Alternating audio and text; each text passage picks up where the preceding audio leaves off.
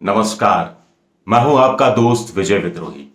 आप मुझसे जुड़ चुके हैं, इसके लिए आप सबका तहे दिल से शुक्रिया। और अगले 7-8 मिनट तक मैं आपसे जुड़े रहने की कोशिश करूंगा। गालिब का एक शेर है, वो कब सुनता है कहानी मेरी, वो कब सुनता है कहानी मेरी, फिर वो भी जबानी मेरी। लेकिन लाल किले से राहुल गांधी एक कहानी सुना रहे थे और दिल्ली सुन रही थी, पूरा देश सुन रहा था। जिस मीडिया की वो धुलाई पर धुलाई कर रहे थे, वो मीडिया भी राहुल गांधी को लाइव दिखाने के लिए मजबूर था, पूरे 29 मिनट बिना ब्रेक लिए।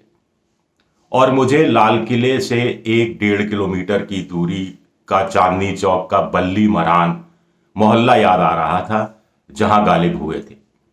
और फिर वही गालिब का शेर याद आ रहा था, वो कब सुनता है कहानी मेरी, फिर वो भी जबानी मेरी। एक दूसरा मंजर इसी लाल किले से पिछले 9 साल से हम प्रधानमंत्री नरेंद्र मोदी को भाषण देते हुए देख रहे हैं 15 अगस्त को।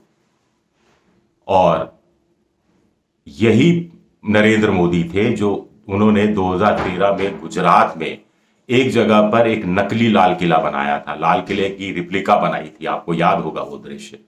और वहां से उन्होंने भाषण दिया था और देश को यह संकेत दिया था, मनमोहन सिंह सरकार को एक तरह से चेतावनी दी थी कि हम आ रहे हैं, दिल्ली अब दूर नहीं है, बस हमने दस्तक दे दी है।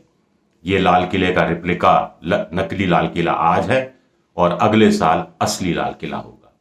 और राहुल गांधी तो असली लाल किले के आगे से बोल रहे थे। तो क्या राहुल गांधी के लिए भी कहा जा सकता है कि उन्होंने दस्तक दे दी है, साफ कह दिया है कि हम आ गए हैं, हम आ रहे हैं, हम आ गए हैं।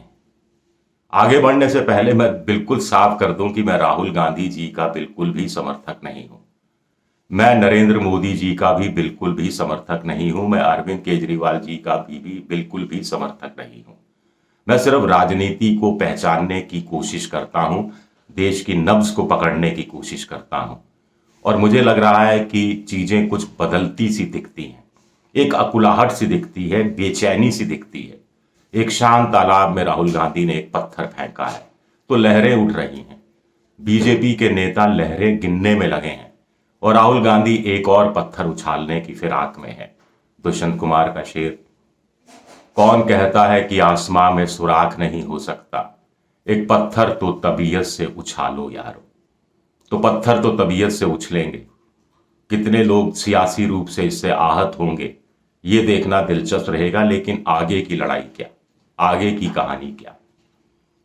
एक survey Times of India, Sunday Times में मैंने आज ही पढ़ा, जो कि जून जुलाई में किया गया था, उसके माध्यम से बात आगे शुरू करते हैं। सीपीआर और मिंट का ये और एक और संस्था का मिला जुला सर्वे था, जिसमें 31% लोगों ने कहा कि वो एक नया फ्रंट, नया कुछ चाहते हैं, आप जैसा, आम आदमी पार्टी जैसा, जो कि नरेंद्र मोदी को 2024 में चुनौती दे सके। 21% लोग चाहते हैं कि रीजनल पार्टीज का एक महागठबंधन बने। 20% लोग कहते हैं कि बदली हुई कांग्रेस, ऊर्जावान कांग्रेस में विकल्प देखते हैं। और 28% का कहना है कि कोई और विकल्प चाहिए। तो राहुल गांधी की बदली हुई कांग्रेस तीसरे नंबर पर आती है।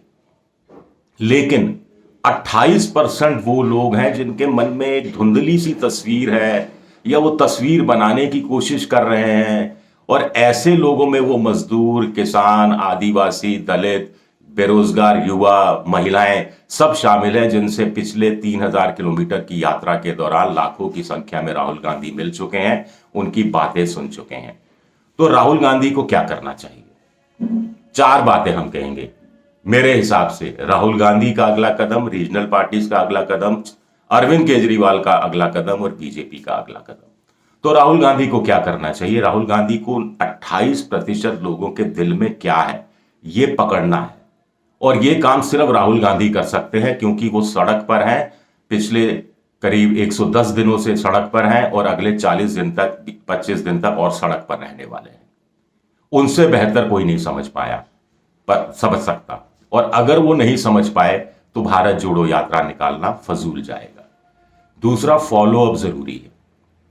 ये जितने लोग राहुल गांधी से कह रहे हैं, मिल रहे हैं, संपर्क में आ रहे हैं, ऐसा ना हो कि कारवां गुजर गया गुबार देखते रहे वाली स्थिति हो जाए। तो अब राहुल गांधी के जो कार्यकर्ता हैं, पार्टी के स्थानीय नेता हैं, जिले के नेता हैं, मंडल के नेता हैं, गांव के नेता हैं, उनको इन लोगों के संपर्क में रहना है। आपस की खेमेबाजी, आपस की जो धड़ेबाजी है वो दूर करनी है, छोटे स्वार्थों से ऊपर उठना है। क्या ऐसा राहुल गांधी कर पाएंगे? इस हद तक कांग्रेस को जिंदा कर पाएंगे? ये एक बड़ा सवाल है। राहुल गांधी में कांग्रेस के कार्यकर्ता महात्मा की तस्वीर देख रहे हैं, जो मुझे लगता है कि गलत है। महात्मा की तस्वीर नहीं देखनी चाहिए और एक सामान्य पुरुष के रूप में देखना चाहिए, जो कि कुछ बदलना चाहता है, जो विचारधारा बनाम विचारधारा को सामने रखना चाहता है कि धर्मनिरपेक्षता वर्सेस उग्र हिंदुत्व। ये अपने आप में आज की तारीख में बड़ा जोखिम है। एक और बात मुझे जो लगता है कि ये अडानी की सरकार है, अंबानी की सरकार है, ये बहुत हो चुका। इससे ज्यादा इन 28% जो लोग हैं जो ये चाह रहे हैं कि कुछ नया हो, कुछ नया हो, तो इन 28% के लिए राहुल गांधी को कुछ नया मुहावरा ढूंढना पड़ेगा, विकल्प देना पड़ेगा। मोदी जी जैसे हैं वैसे हैं, जो उनकी नीतियां हैं वैसी हैं, उसके आधार पर उनको वोट भी मिल रहा है, चुनाव में भी वो जीत भी रहे हैं, विधानसभा में हार भी रहे हैं, कहीं संयुक्त सरकारें भी बन रही हैं, वैसा है, चलता रहेगा।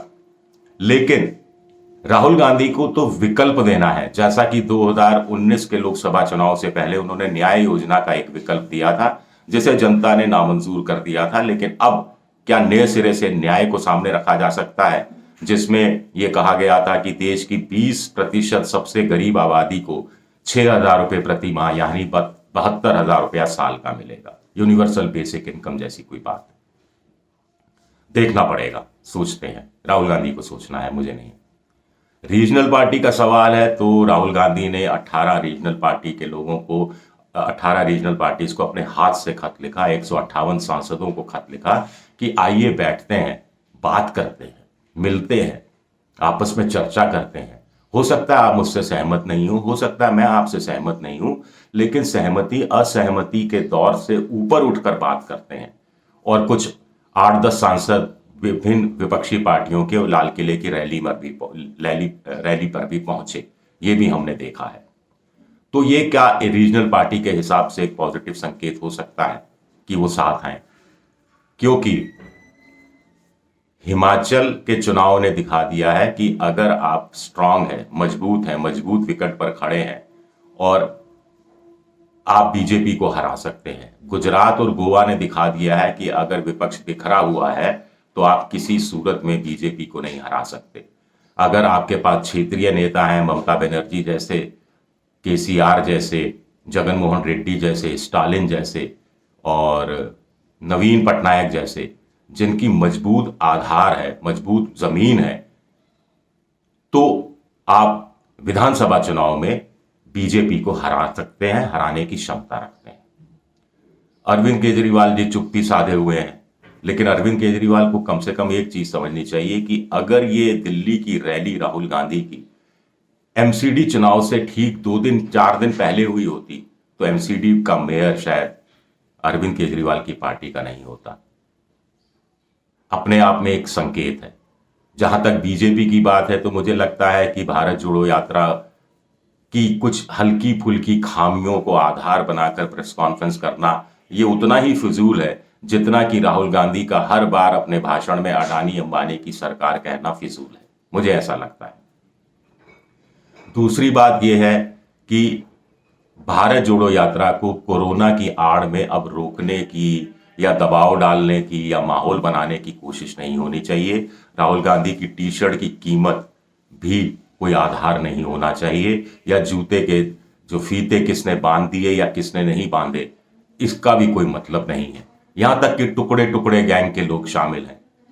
टुकड़े टुकड़े गैंग पुरानी बात हो गई, जैसा अडानी अंबानी का नारा पुरानी बात हो गई। तो कुछ नया, कुछ अल्टरनेटिव, कोई तोड़।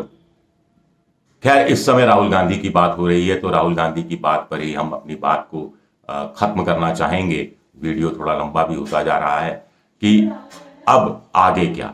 मेन है फॉलो अप। क्या फॉलो अप कर पाएंगे राहुल गांधी? सबसे बड़ा सवाल ये है।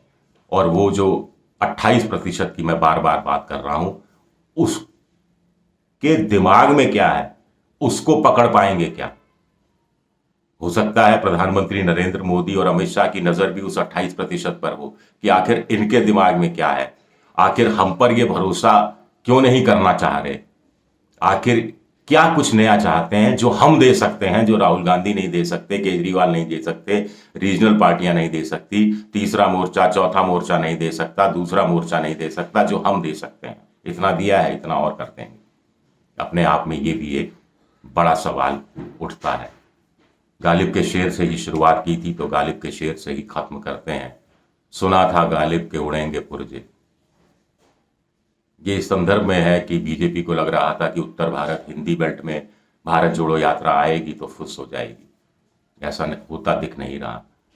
सुना था गालिब के उड़ेंगे पुर्जे, देखने हम भी गए मगर तमाशा ना हुआ। अब राहुल गांधी पर है कि भारत जोड़ो यात्रा कांग्रेस के कार्यकर्ता, कांग्रेस के नेता आपस में वही लड़ झगड़ कर छोटे मोटे स्वार्थों को सामने लाकर तमाशे के रूप में ना बदल दें। सबसे बड़ी बात ये है। शुक्रिया, आप सबका बहुत बहुत शुक्रिया मेरा ये वीडियो देखने के लिए। अगर मेरा ये वीडियो पसंद आया तो शेयर कीजिए, सब्सक्राइब कीजिए, दोस्तों के बीच इसे सर्कुलेट कीजिए, और ये जो बेल आइकन है, घंटी जैसी आकृति है, इसे भी दबा दीजिए ताकि नया वीडियो आए तो आपको तत्काल पता लग जाए। @विद्रोही7 मेरा ट्विटर हैंडल है, और फेसबुक पर भी मेरा पेज है, विजय विद्रोही पेज। आपके सुझावों का इंतजार मुझे हमेशा रहता है, आज भी इंतजार कर रहा हूँ। शुक्रिया, बहुत बहुत शुक्रिया।